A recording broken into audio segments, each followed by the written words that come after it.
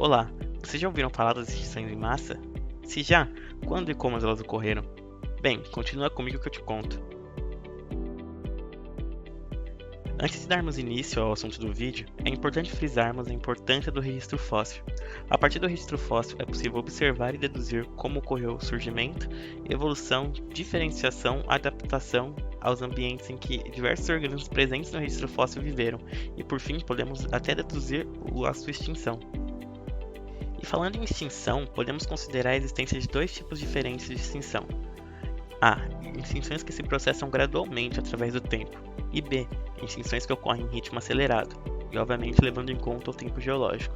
Esse modelo de extinção que ocorre de forma abrupta é considerado um evento de extinção em massa.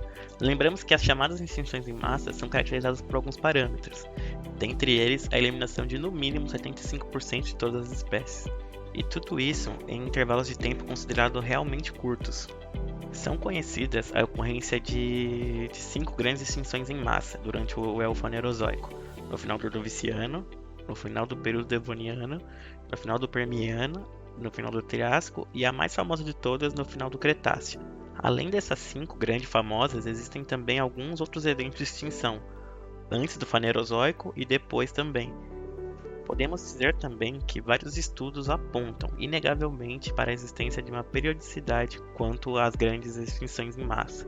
As causas, assim como o suposto tempo de duração de um ciclo, sendo que este pode ser demarcado por um grande evento de extinção, e o seguinte, são os alvos de muitas pesquisas e discussões na academia.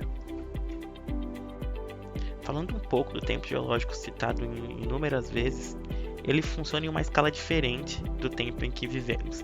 Assim, se fizermos um paralelo entre a formação e desenvolvimento do planeta Terra e dos organismos que vivem nele, podemos dizer que a primeira camada sólida externa do globo terrestre, a crosta, surgiu há cerca de 4,8 milhões de anos. Contudo, as rochas mais antigas do globo, hoje conservadas, foram datadas em 3,8 milhões de anos. Os registros de vida mais antigos conservados nas rochas datadas por métodos radioativos são de cerca de 3,6 para um pouquinho mais milhões de anos. E para efeito de comparação, considerando os 4,8 milhões de anos que se passaram até os dias de hoje, e se condensássemos tudo isso em um ano, as rochas mais antigas que conhecemos atualmente apareceriam no início de março. Os primeiros seres vivos apareceriam em meados do mês de maio, e as plantas e animais terrestres só surgiriam no final de novembro.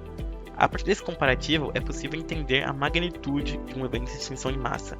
Os eventos de extinção em massa eram motivo de discussão calorosa entre os paleontólogos, além de existir uma série de hipóteses para explicar cada uma delas.